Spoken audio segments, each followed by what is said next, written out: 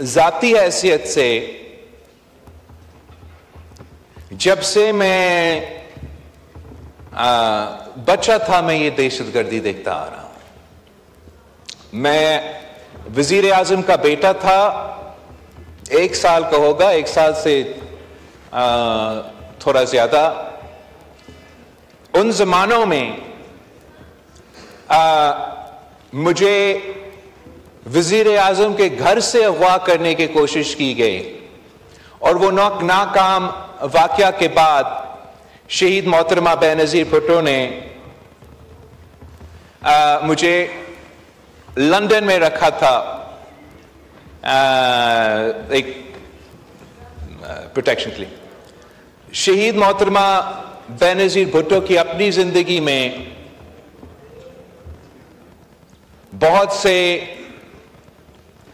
Assassination के कोशिशें की गई। कोई मजहबी दहशतगर्द थे, कोई लिसानी दहशतगर्द थे, कोई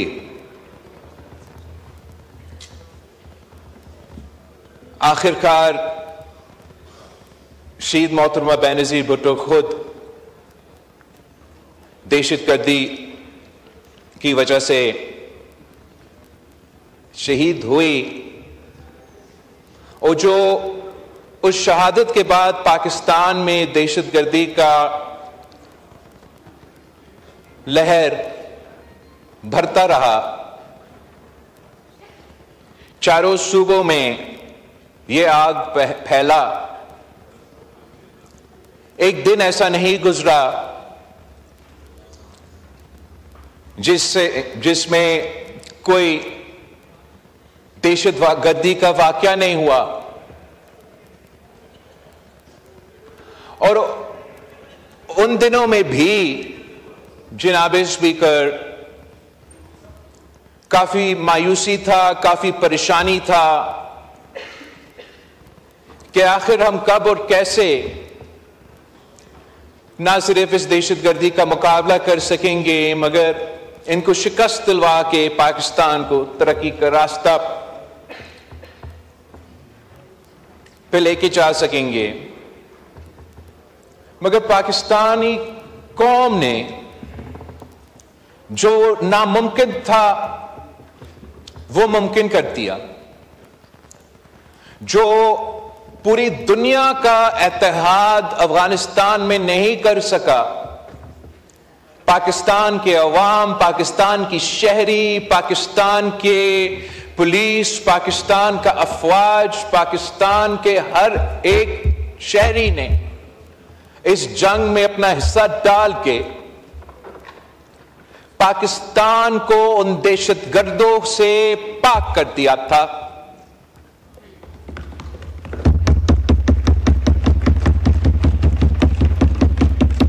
हमारा सियासी क़यादत से लेके आम शहरी तक, हमारी फौजी ऑफिसर से लेके हमारे पुलिस अफसरान तक ऐसे कोई तबका नहीं है जनाब स्पीकर जिसने इस जंग में कुर्बानी ना दी हो। और यही वजह है कि यह हम सबका कामयाबी है कि यह हाउस मुत्तहिद हुआ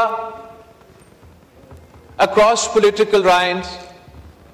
तब भी पाकिस्तान तरीके इंसाफ का अपना सियासत था, दूसरी जमातों का अपना सियासत था, पोलराइजेशन अरूज पे था, इनका धरना का सियासत चल रहा था। मगर उन दिनों में भी जब एक ऐसे सानिया, एक ऐसे वाकया हुआ जैसे एपीएस का वाकया था, तो हमने अपना सियासत को एक तरफ रख के कौमी मफाद को तरजीह दी, नेशनल एक्शन प्लान को इंडोर्स किया, चारों सूबों में इनसे मुकाबला किया और पाकिस्तान से इस नेटवर्क को हम कहते थे और फख्र से कहते थे कि हमने दहशतगर्दों की बैकबोन तोड़ दी है। वो ना रिक्रूट कर सकते थे, ना पाकिस्तान में उन पे वो कैपेसिटी रहा था कि वो दहशतगर्दी के वाकया कर सकते थे। और अफसोस के साथ जनाब स्पीकर, वो जो तमाम कामयाबियां थे हमारे, अब हम खो बैठे हैं। और वही दहशतगर्दी का आग फिर से जल रहा है। मगर जनाब स्पीकर, मैं समझता हूं कि इस वक्त हम माजी से ज्यादा खतरनाक दौर से गुजर रहे हैं। इस वक्त जनाब स्पीकर, वो यूनिटी, वो पॉलिटिकल कंसेंसस जो उस वक्त हम कामयाब थे अपनाने में, इस वक्त हम वो कंसेंसस आपस में नहीं बना सके। हमारा अपनी कमजोरियां, वजह जो भी हो, उन कमजोरियां का फायदा ये दहशतगर्द उठा रहे हैं। हमारा लैक ऑफ यूनिटी का फायदा पाकिस्तान के दुश्मन, पाकिस्तान के अवाम के दुश्मन और बैनुल-अक़वामी ताकतों इसका फायदा उठा रहे हैं। पाकिस्तान के अवाम, पाकिस्तान के मजलूम अवाम को निशाने पे लेकर पख्तूनख्वा से लेकर बलोचिस्तान तक वो एक के बाद एक दहशतगर्दी के वाक़ये करते आ रहे हैं। और हर दहशतगर्दी का वाक़या जनाब स्पीकर पिछले दहशतगर्दी का वाक़या से ज्यादा ऑब्नॉक्शियस है, ज्यादा खतरनाक है और ज्यादा नुकसान होता है। और जनाब स्पीकर, जो पिछले एक दो दिन जो वाक़या चल रहा था, इसमें हम सब जानते हैं कि ये जो दहशतगर्द होते हैं उनका कोई नजरिया नहीं होता। ये जो दहशतगर्द होते हैं इनका कोई सियासत नहीं होता।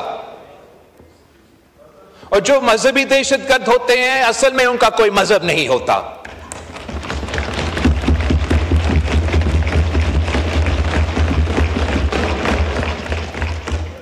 ये तमाम तंजीमें जो भी वो अपने आप को नाम दे दे, इनका मकसद है कत्ल करने का और बेगुनाह लोगों को कत्ल करने का, दहशत फैलाने का और उनका मकसद हासिल करने का।